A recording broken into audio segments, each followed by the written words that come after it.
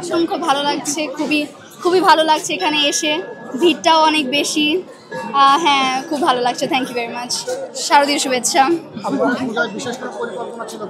পরিকল্পনা ছিল দেবী দর্শন করা, সেটা হয়ে গেছে। এখন পরিবারের সাথে যেহেতু এসেছি, কিছু ছবি তুলবো, একটা কোয়ালিটি টাইম স্পেন্ড করবো, কিছু কিনবো। জি, মায়ের কাছে চাওয়া বলতে যেন যা কিছু হয় সব যেন ভালো হয়, আশা করি যেন সব কিছু ভালো হয়। That's it. Thank you. পুজোর মধ্যে ছোটবেলা অবশ্যই নাড়ুর জন্য আমার কাছে বায়না করতেন, এখন কি করা হয় কিনা? অবশ্যই, সামনে লক্ষ্মী পুজো, এটা তো হবেই, এটা অবশ্যই। খুবই ভালো লাগছে আসলে। শহর জীবনে তো আমরা এত চাকরি বাকরি নিয়ে ব্যস্ত থাকি, সময় বা সুযোগ হয়ে ওঠে না।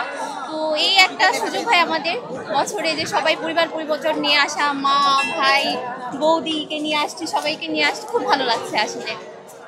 তাছাড়াও সবাই অনেক আত্মীয় স্বজন এখানে এসেছি আমরা, সবাই শ্বশুরবাড়ি, ছেলে শ্বশুরবাড়ি, তারপর আমার বান্ধবী, সব একসাথে হয়েছে, সবাই একসাথে ভালো লাগছে।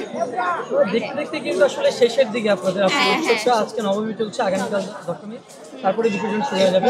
ঘন্টায় আসলে অনুভূতি থাকে অনুভূতি তো আসলে বলে বোঝানোর মতো না। তারপরেও আমাদের আসলে 5 দিন মনে হয় যেন দেখতে দেখতে চলে যায়, কিন্তু আসলে কি করার আছে, আমরা তো আসলে এই সময়টুকু আর বাড়াতে পারবো না, দেখতে দেখতেই সময়টা চলে যায় আর কি। একটু খারাপ লাগে, অপেক্ষা করতে হয়। আমাদের কাছে খুবই ভালো লাগে, অপেক্ষায় থাকি যে পরের বছর আবার একটা আসবে। বছর অপেক্ষায় থাকি এই পূজা, কখন এই পূজাটা আসবে এবং সব আত্মীয় স্বজন সন্তানদেরকে নিয়ে আমরা একসাথে হয়ে এখানে আসবো, আনন্দ করবো। হ্যাঁ, মানে দশা পূজা যাকে বলা হয়, আমরাও ঠিক এরকম করেই মানে সেই দিনটাকে মানে উদযাপন করি আর কি। আন্টি ছোটবেলা যে আসলে নাড়ু বানিয়ে দিতেন পূজার মধ্যে, সেই বানানোটা এখন করে কিনা? না না, এটা হয়ে ওঠে না, আসলে আমরা ঢাকা শহরে থাকি তো হয়, তবে দেশবাড়িতে এখনো হচ্ছে, দেশবাড়িতে হয়, কিন্তু আমরা ঢাকা শহরে সেটা কিনে খাই, আমরাও পারি না। তবে দেশে যাই মাঝে মাঝে, যা খাই তাই, ঢাকা শহরে সেটা হয়ে ওঠে না। আপনার কাছে একটু যেতে চাই যে আসলে এই সময় আমরা দেখি আসলে পরিবার পরিজন বিচ্ছেদ হয়ে যাচ্ছে, আসলে মানে যার মধ্যে সেপারেশনে চলে যাচ্ছে। আমাদের কিন্তু সবকিছুই একসাথে হয়, মানে আমরা শুধু দুর্গাপূজার জন্যই না, আমরা কিন্তু ঈদেও পহেলা বৈশাখে ঈদেও আমরা পুনর্মিলনী করি, এবং আমরা একই রকম শাড়ি পরি, আমরা হচ্ছে মানে আমরা সবসময় দেখা যায় একই সাথেই সবকিছু করি, আমরা প্রত্যেকটা পূজাই একসাথে। হ্যাঁ, মানে এটা চেষ্টা করি আর কি। নিয়ে একসাথে উদযাপন করেন, এই বিষয়টা কেমন?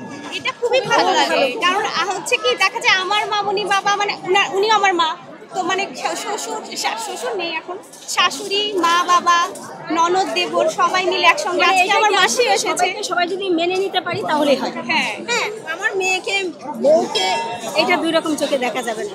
ও যদি পরে করে যায় তখন চাইবো সে ভালো থাক, ওকেও আমি সেরকম করে দেখতে চাচ্ছি। আর একান্নবর্তী ঘোরার আনন্দটাই আসলে অন্যরকম, সেপারেটের থেকে কিন্তু সেই আনন্দটা পাওয়া যায়। যেমন এখান থেকে আমরা আবার পুরান ঢাকায় যাব, আমরা 9-10 জন আসছি, আমরা 9-10 জন আসছি একসাথে।